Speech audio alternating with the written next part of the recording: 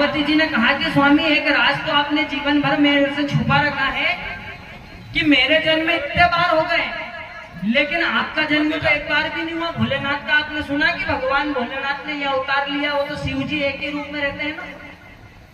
तो यहाँ पर पार्वती जी ने प्रार्थना करी कि महादेव मुझे आप अपने मन की बात बताइए कि मेरे जन्म तो इतने बार हो गए पर आपने एक बार भी जन्म ग्रहण नहीं किया, इसका क्या कारण है।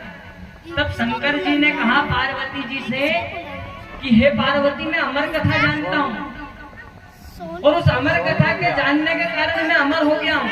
मैं कभी भी किसी भी योनि में रूप धारण नहीं करूंगा, ना मेरा प्राकट्य होगा। मैं शिव हूँ और हमेशा शिव ही रहूंगा। अब तो महाराज पार्वती जी जिद करने लग गई। पार्वती जी ने कैसी जिद कर ली कि स्वामी अब तो हूँ भी अमर कथा सुनूंगा ना, हूँ भी अमर बनूंगा तुम्हारे साथ साथ, क्योंकि मैंने भी इतने सारे रूप धारण कर करके मैं भी परेशान हो गई हूँ, तो आप मुझे भी अमर कथा सुनाएं। उस अमर कथा को सुनने के लिए भगवान शिव जी पार्वती जी को कहां ले गए? अमरनाथ में ले गए। और उस अमरनाथ में भगवान ने एक आसन लगाया, एक सामने पार्वती जी को बिठाया और इधर आसन पे भोलेनाथ बैठे। और उसी अमरनाथ में वो तोता तो बरसों से इंतजार कर रहा था कि शिव जी कब आएंगे और कब माता पार्वती को कथा सुनाएंगे।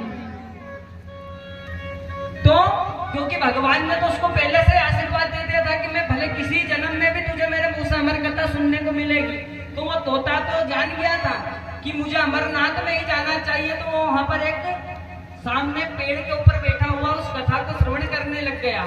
अब पार्वती जी को जब भगवान ने कथा चालू करी सुनाना, तो पार्वती जी 3 बार हूँ हाँ करती रही। अब हूँ हाँ में पार्वती जी एक दिन सो गई, नींद लग गई इनकी। तो अब पार्वती जी तो सो गई और उस अमर कथा को किन्ने सुन लिया। उस सुख रूप में वो तो जो तोता बेटा था मिट्ठू, उसने पूरी कथा भगवान की श्रवण कर ली, क्योंकि वो तो अमर हो गया, क्योंकि उसका नाम ही अमर कथा, जो इसको सुन ले वो अमर हो जाए। तो वो तोता तो अमर हो गया इस कथा को सुनने से। भगवान शंकर की समाधि जैसे ही खुली तो भगवान शंकर जी देखने लगे कि पार्वती तो सोई रही है, नींद में है, तो कथा किन सुन रही हो, कौन हुकारा भर गया। अब जैसे ही शंकर जी ने देखा कि वो मिट्ठू ऊपर तोता बैठा हुआ, इसने पूरी कथा श्रवण कर ली, तो भगवान तुरंत एक त्रिशूल लेकर के उस तोते के बच्चे के पीछे भाग गए।